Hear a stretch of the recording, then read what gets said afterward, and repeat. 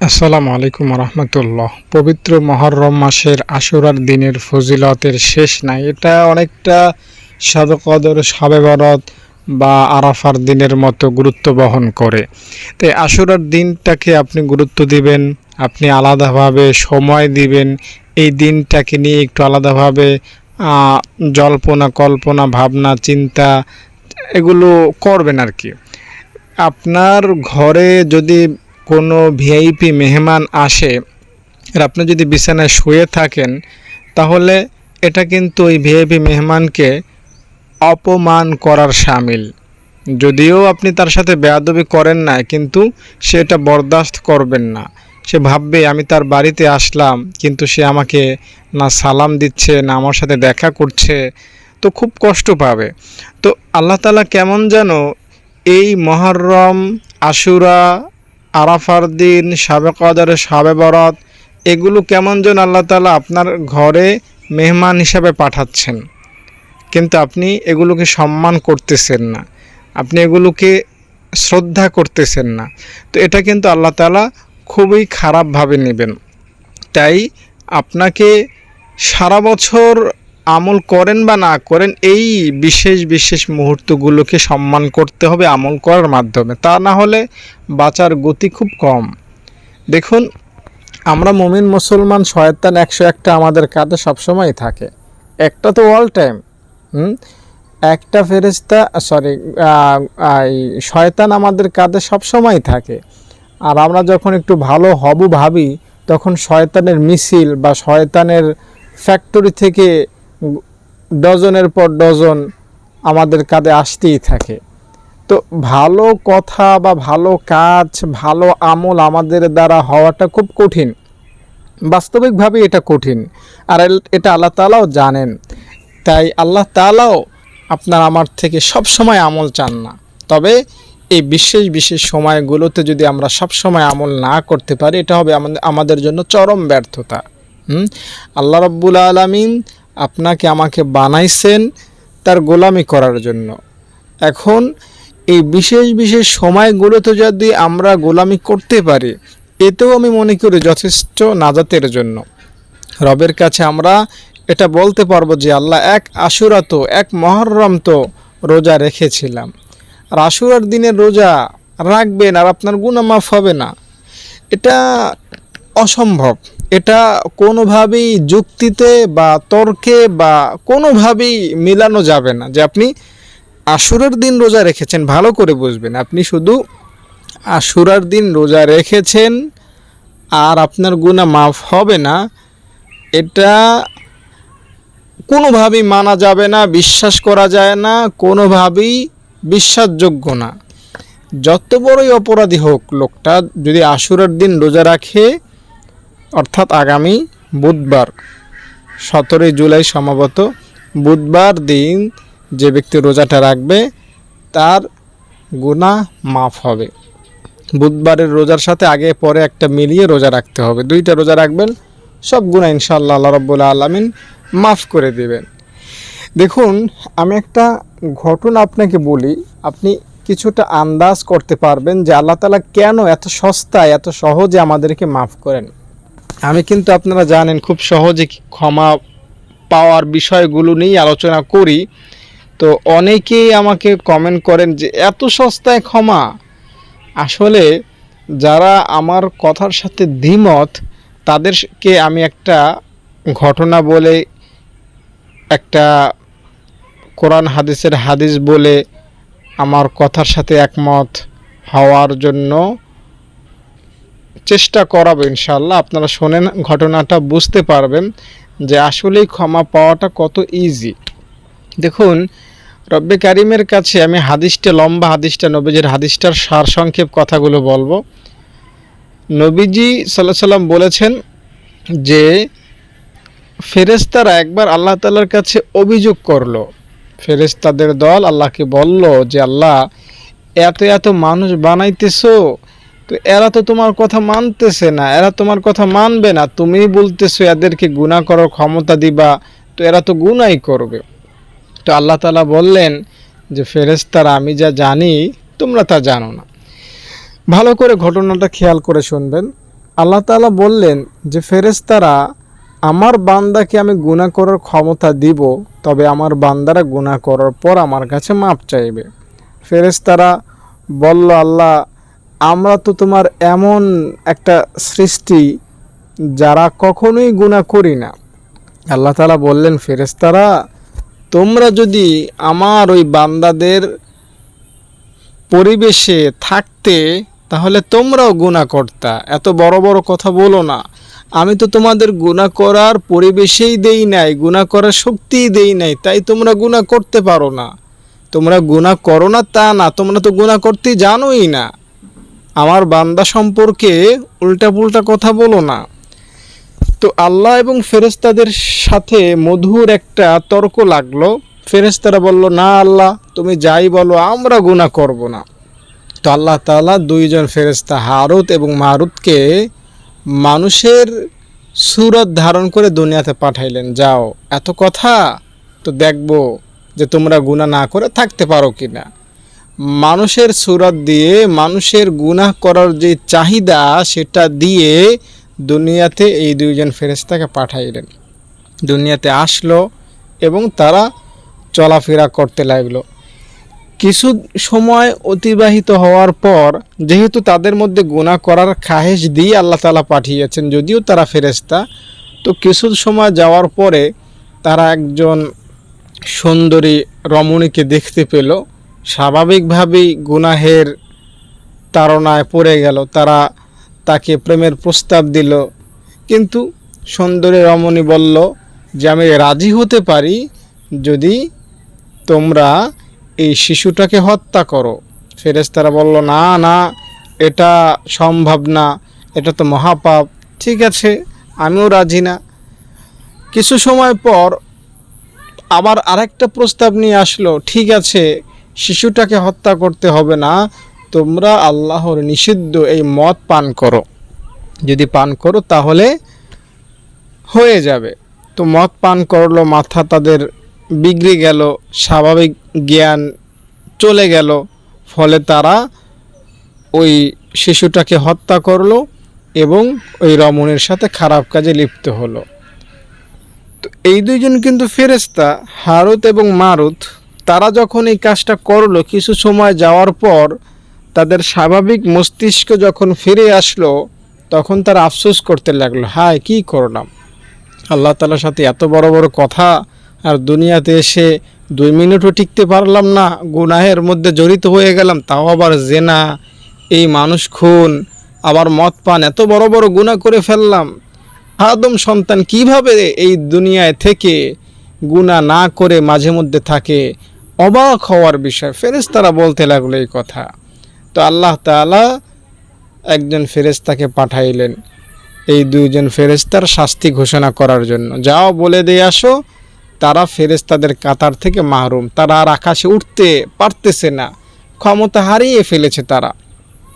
এরপর এই দুইজন ফেরেশতাকে আল্লাহ তাআলা ওই জামানার নবী দাউদ আলাইহিস সালামের কাছে পাঠালেন। তারা গেলেন এবং বললেন যে, দাউদ, আমরা তো গুনাহ করেছি, তাই আল্লাহ তাআলা আমাদেরকে এই শাস্তি দিচ্ছেন, আপনি দোয়া করেন যাতে আমাদেরকে একটা ফয়সালায় আল্লাহ তাআলা এনে দেন, আমাদেরকে ভালো মন্দ একটা কিছু করে দেন।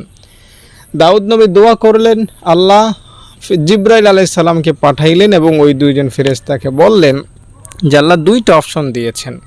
1 নাম্বার, তোমরা দুনিয়াতে গুনাহ করেছো, আল্লাহ মাফ করে দেবেন, কিছু বলবেন না, তোমরা আকাশে যেতে পারো, জমিনে থাকতে পারো, যা ইচ্ছা করতে পারো, তবে কিয়ামতের ময়দানে তোমাদেরকে জাহান্নামে পড়তে হবে অনন্তকালের জন্য। আর দ্বিতীয় অপশনটা হলো, তোমরা পরকালে ভালো থাকবা কিন্তু দুনিয়াতে আযাব ভোগ করবা। ফেরেশতারা বলল, ঠিক আছে, পরকাল তো অনন্তকাল, ওটার চাইতে এটাই ভালো, তো আমরা দুনিয়াতেই আযাব ভোগ করতে চাই। হাদিসে এসেছে এই দুইজন ফেরেশতাকে আল্লাহ তাআলা একটা পাহাড়ের উপরে ঝুলন্ত অবস্থায় রেখে দিয়েছেন, তাদেরকে প্রতিনিয়ত শাস্তি দেওয়া হচ্ছে এবং কিয়ামত পর্যন্ত শাস্তি দেওয়া হবে।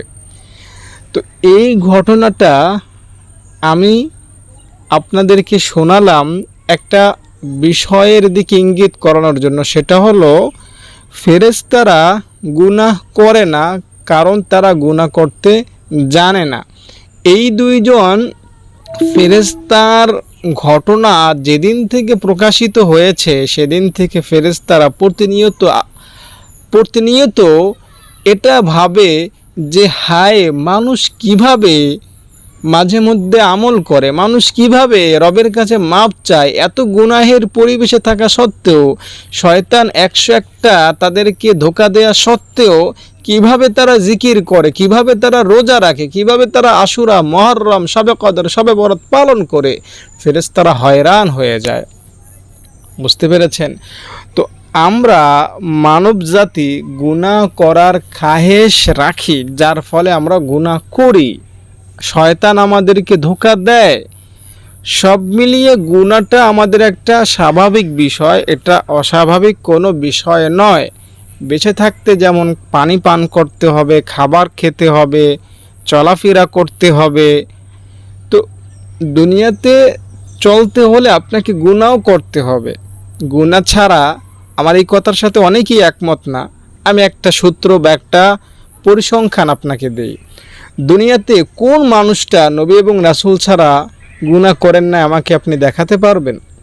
কশ্চিন কালেও দেখাতে পারবেন না। কারণ যেখানে হাদিস আছে কুল্লু বানি আদম খাত্তাউন, প্রত্যেকটা বনি আদম, প্রত্যেকটা মানুষ গুনাহগার, সেখানে আপনি যতই পরীক্ষা করেন, যত আল্লাহওয়ালাই দেখান যে ওই আল্লাহওয়ালা জীবনও গুনাহ করেন না, আমি বলবো ওটা আল্লাহওয়ালা না, হয় শয়তান, না হয় ফেরেশতা।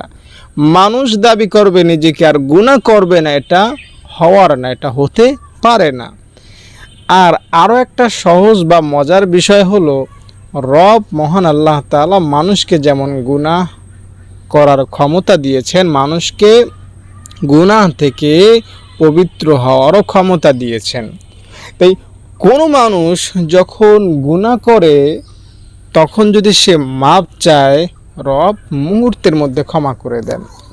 আল্লাহ রাব্বুল আলামিন আপনাকে ক্ষমা করতে চান, আপনাকে মাফ করতে চান। তিনি চান না আপনি জাহান্নামে যান, তিনি চান না আপনি গুনাহ নিয়ে মরেন। দেখুন, দুনিয়া আজ আছে কাল থাকবে না, আপনি চলে যাবেন নিঃসন্দেহে। আপনার আমার পূর্বপুরুষরা দুনিয়াতে থাকতে পারে না। আদম আলাইহিস সালাম থেকে এই 2024 সাল পর্যন্ত কত রাজা বাদশাহ কবরের সাথে বিলীন হয়ে গেছে, কত ক্ষমতাশালী, কত সম্পদশালী, কত সুন্দরী, কত শক্তিশালী স্মার্ট যুবক যুবতীরা দুনিয়া থেকে চলে গেছে। আমরাও চলে যাব। তো চলে যে যাব, কি নিয়ে যাব? এই সামানাটা আমাদেরকে গুছাতে হবে, এই তৈয়ারিটা আমাদেরকে রাখতে হবে। দর্শক ভাই বোন, তাই আসুন আশুরার দিনটাকে আমরা কাজে লাগাই। আশুরার দিনটাকে আমরা নিজের একটা পুঁজি বানাই বা একটা লক্ষ্য বস্তু বানাই, যে আমার সারা জীবনের গুনাহকে আমি আশুরার রোজা রাখার মাধ্যমে ক্ষমা করাবো, আমি আশুরার দিনটাকে আমল করার মাধ্যমে মাফ করাবো। মুহররম মাসের 9 তারিখ 10 তারিখ রোজা রাখবেন, অথবা 10 তারিখ 11 তারিখ রোজা রাখবেন। সহজে বলছি, আগামী মঙ্গলবার রোজা রাখবেন এবং বুধবার রোজা রাখবেন, অথবা মঙ্গলবার বাদ দিয়ে বুধবার রোজা রাখবেন, অথবা বৃহস্পতিবার রোজা রাখবেন। বুধ বৃহস্পতি, অথবা মঙ্গল বুধ, অথবা মঙ্গল বুধ বৃহস্পতি, 3টা রোজা রাখবেন, তাহলে আরও ভালো হয়। তো এজন্য 3টা রোজা বা 2টা রোজা রাখুন। নিজের শরীর খারাপ হয়ে যাবে বা আপনি অসুস্থ হয়ে পড়তে পারেন, এই ভাবনায় থাকবেন না। আল্লাহ তাআলার জন্য 2টা রোজা রাখুন। নবীজি সাল্লাল্লাহু আলাইহি সাল্লাম এই আশুরা, এই মুহররমকে অনেক গুরুত্ব দিয়ে বলেছেন আমাদেরকে রোজা রাখতে। তাই আমরা যদি রোজা না রাখি, তাহলে এটা আমাদের জন্য চরম ব্যর্থতা এবং চরম একটা খারাপ একটা বিষয় হবে। দেখুন, আশুরার রোজা যদি আপনি না রাখেন না, তাহলে কিন্তু আপনার কোনো গুনাহ হবে না। আশুরার রোজার সাথে গুনার কোনো সম্পর্ক নাই, তবে সওয়াবের অনেক সম্পর্ক। আপনি আশুরার রোজা জীবনেও যদি না রাখেন, একটা গুনাহ হবে না, তবে রোজা রাখলে রবের কাছে আপনি অনেক প্রিয় হতে পারবেন। মুহররম মাসের প্রত্যেকটা রাত্রে আপনি চেষ্টা করবেন তাহাজ্জুদ পড়তে, বিশেষ করে 11 তারিখ পর্যন্ত, মানে আগামী বৃহস্পতিবার পর্যন্ত প্রতিটা রাতে তাহাজ্জুদ পড়তে অভ্যস্ত হবেন এবং কোরআন তেলাওয়াত করবেন, জিকির আজকার করবেন, নিয়ম মাফিক দান খয়রাত করবেন এবং সব সময় নিজেকে গুনাহ থেকে যত পরিমাণ পারা যায় দূরে রাখবেন। ইনশাআল্লাহ এতে করে আল্লাহ তাআলা খুশি হবেন এবং খুশি হয়ে আপনার গুনাহগুলো মাফ করে দিবেন। সহজ একটা দোয়া আপনাদের সাথে শেয়ার করি, এই দোয়াটা পাঠ করবেন, ইনশাআল্লাহ আপনার গুনাহ আল্লাহ তাআলা মাফ করে দিবেন। দেখুন, গুনাহ মাফের জন্য না অনেক দোয়া রয়েছে, অনেক মাধ্যম পদ্ধতি রয়েছে, যেগুলো অবলম্বন করলে আপনার গুনাহ মাফ হয়ে যাবে। তার মধ্যে উত্তম এবং খুবই পাওয়ারফুল একটা দোয়া রয়েছে পবিত্র কোরআনে, এভাবে রব্বানা আতিনা ফিদ দুনিয়া হাসানাতাও ওয়া ফিল আখিরাতি হাসানাতাও ওয়া কিনা আযাবান নার। এই দোয়াটা পড়লে আপনার ছোট বড় জানা অজানা সব গুনাহ মাফ হয়ে যাবে। আরেকটা আমল আপনাকে বলি, এই আমলটা আমি হাদিস ও কোরআনের সারমর্ম হিসাবে আপনাদের সাথে শেয়ার করছি। সেটা হলো সূরা ইখলাস, কুল হুয়াল্লাহু আহাদ আল্লাহুস সামাদ লাম ইয়ালিদ ওয়া লাম ইউলাদ ওয়া লাম ইয়াকুল লাহু কুফুয়ান আহাদ, বিসমিল্লাহ সহকারে 25 বার পরে রাতে ঘুমাবেন। এই মুহররম মাসের দিনগুলোতে, আশুরার দিনগুলোতে আপনি প্রতি রাতে 25 বার পরে ঘুমাবেন। এতে করে আপনি তাহাজ্জুদ পড়ার সওয়াব পাবেন, সারা রাত তাহাজ্জুদ পড়ার সওয়াব পাবেন ইনশাআল্লাহ সূরা ইখলাস 25 বার পরে ঘুমানোর কারণে। এছাড়া আপনার প্রায় 7-8 বার কোরআন খতম করার সওয়াব হবে, জান্নাতে প্রায় 3টা প্রাসাদ আপনার জন্য তৈরি হবে, আর গুনাহ মাফ তো হবে ইনশাআল্লাহ। তাই মুহররমকে গুরুত্ব দেন, মুহররমকে সম্মান করুন। আশুরার দিনটাকে যারা বেপর্দায় চলেন চেষ্টা করবেন আশুরার দিনটাকে শ্রদ্ধা করে পর্দায় চলতে। আমি বলছি না পরবর্তী দিনে বেপর্দায় চললে আপনার কোনো সমস্যা নাই, অবশ্যই সমস্যা, তবে ওই যে বললাম বিশেষ বিশেষ সময়গুলোতে আপনাকে শ্রদ্ধা করতে হবে। যেমন একটা বিষয় আপনাকে বলি, যারা মনে করেন টিভি সিনেমা দেখে, তারা দেখবেন অনেক সময় আজান যখন হয় তখন টিভিটা বন্ধ করে দেয়, তারা আজানকে সম্মান করে। যদিও টিভি দেখা কি গুনাহ, কবিরা গুনাহ, মারাত্মক গুনাহ, এই গুনাহ জাহান্নামে পোড়াতে পারে এরকম গুনাহ, কিন্তু ওই যে আজানকে সম্মান করাটা, এটা কিন্তু বড় একটা বিষয়। যে আমার বান্দাটা শয়তানের ধোকায় পড়ে টিভি দেখতেছে ঠিক, কিন্তু আমার নামটা যখন উচ্চারিত হচ্ছে, আমার বন্ধুর নামটা যখন মাইকে অ্যানাউন্স হচ্ছে, তখন আমার বান্দাটা সম্মান দেখিয়ে টিভিটা অফ রেখেছে। তো এটাও কিন্তু আমলের মধ্যেই পড়ে, যদিও এই আমল খুবই ছোট, টিভি দেখা অনেক বড় গুনাহ, তবুও এই যে সামান্য একটা শ্রদ্ধা, একটা সম্মান দেখানো, এটাও কিন্তু কম না। তো মুহররম মাসে যারা বিড়ি সিগারেট খান, চেষ্টা করবেন আশুরার দিনটাকে সম্মান করে না খাওয়ানোর। যারা সুদ ঘুষে অভ্যস্ত, চেষ্টা করবেন এই দিনটাকে কেন্দ্র করে সুদ ঘুষ থেকে দূরে থাকতে।